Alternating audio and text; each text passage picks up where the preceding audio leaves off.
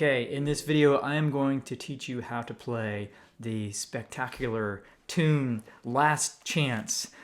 This is an easy to play but awesome sounding banjo tune. First things first, I'm going to demonstrate what the arrangement that I'm going to teach you will sound like, and then we'll get into the nitty-gritty of learning how to play it. Here we go.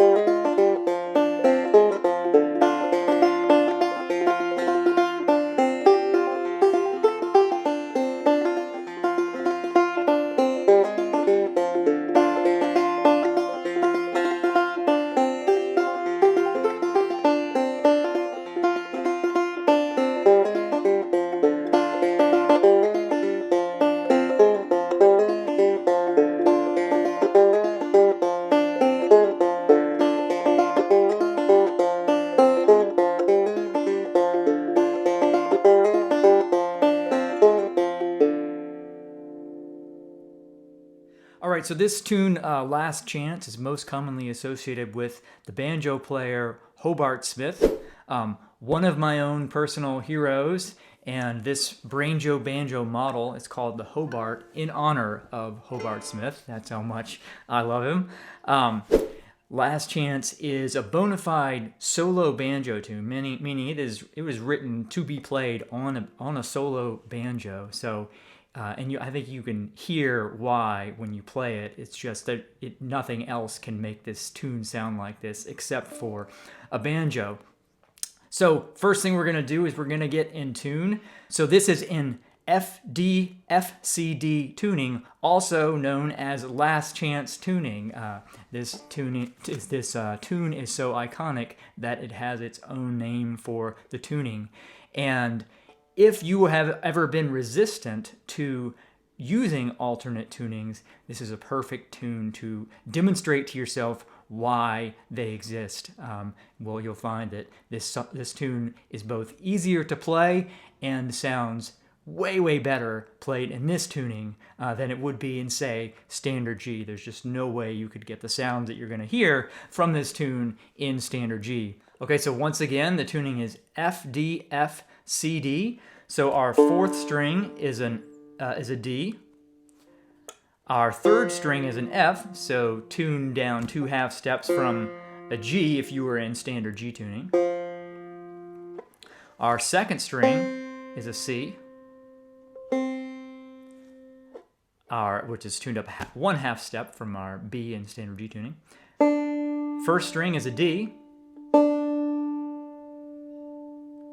And our fifth is also an F. Okay, so mysterious. All right, that is your Last Chance tuning. Now, I would recommend when you were talking banjo tunings to not actually use these names. So to most people, Last Chance tuning will mean this tuning. Some people might think it's FCD. Other people might call that tuning Sandy River Bell tuning. Some people might call this tuning Sandy River Bell tuning. So it's better just to name the individual strings for the sake of clarity. And Hobart Smith, in his classic recording, played this in clawhammer style, and it's often thought of as a solo clawhammer tune. And in that initial recording, he plays it pretty fast.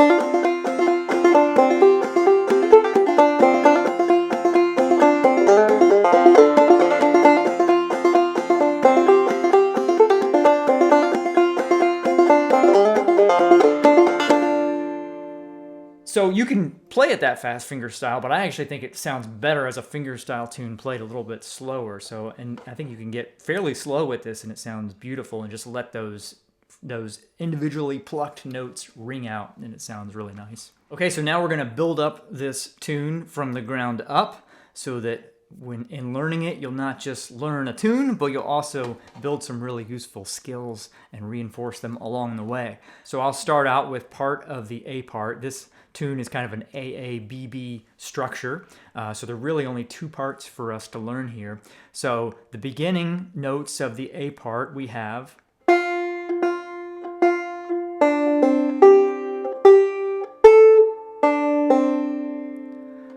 All right, if you want, pause your video and see if you can find those notes and then come back and I'll show you where they are.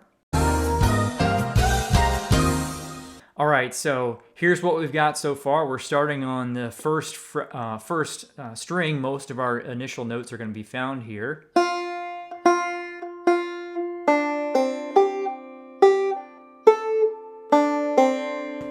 All right, and then the next part of our A part sounds like this.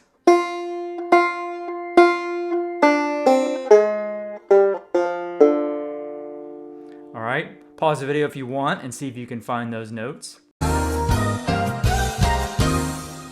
Okay, so here are the next notes we have, again starting on our first string.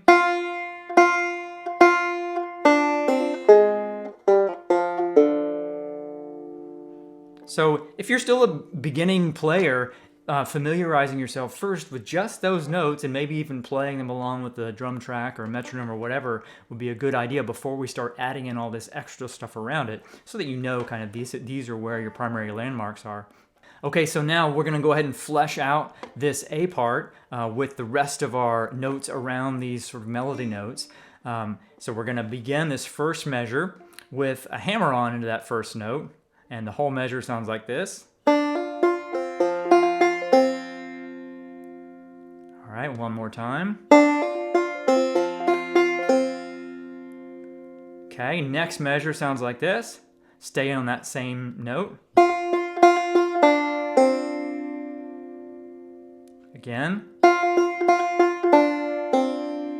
So those first two measures sound like this. A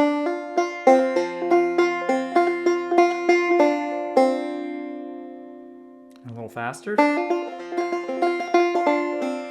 Okay. Next measure, we're moving to our 5th fret. All right, very similar pattern to our first measure. All right, next measure, bringing a finger down to 7th fret. Again. So all 4 measures.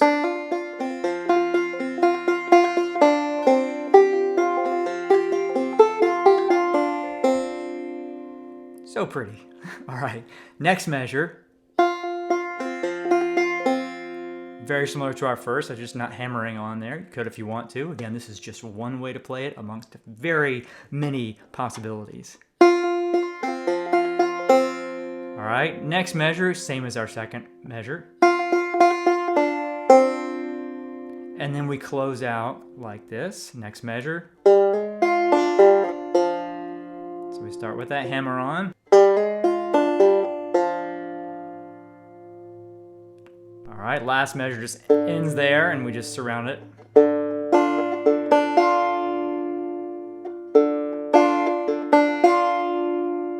Okay, those last 2 measures.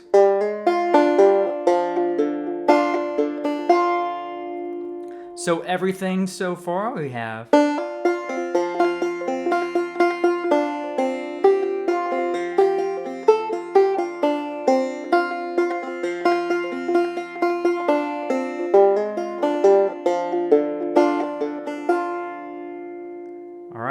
That's your full A part. You just repeat that again for in the full version of the tune. We've got half our song already. Now let's move on to the B part. And the B part is even simpler.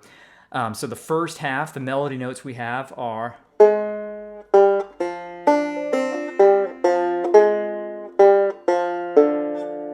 right, if you want, you can pause the video, see if you can find those. All right, here they are.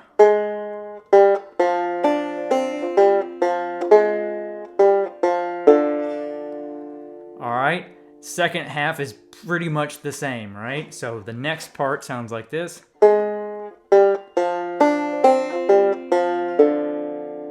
basically we've just cut off one of the measures from the first half of the B part. Again, sounds like this.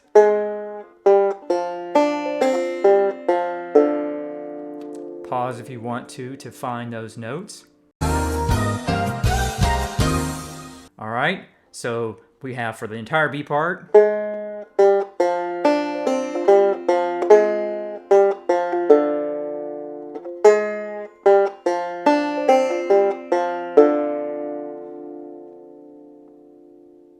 Okay, now let's put some other stuff around it to make it sound like a banjo tune. First measure sounds like this. Again. All right, next measure. Again. All right, first two measures. All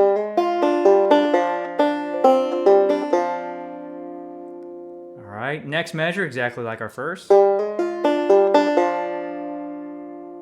then this measure, which was pretty much how we closed out the A part. So all four of those measures. All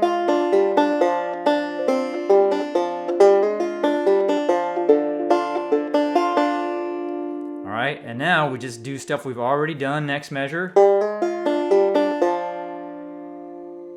right, next measure. And last measure. So essentially, since we cut off a measure, we have an odd number of measures in this last B part, or in this B part, right? Which makes this a crooked tune. So in this one, you just play that B part again. So the whole thing, the whole B part sounds like this.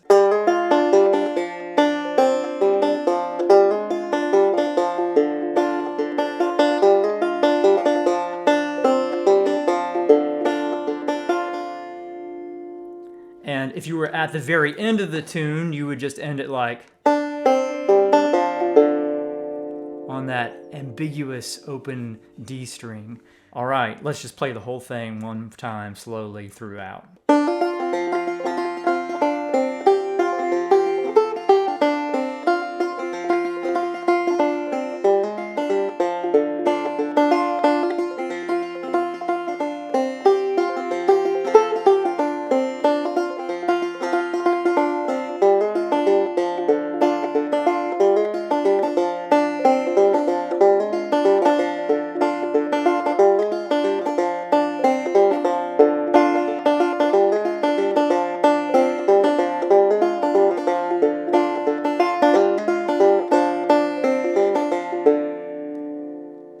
Okay, there it is. Last chance. Have fun with it. I'll see you in the next video.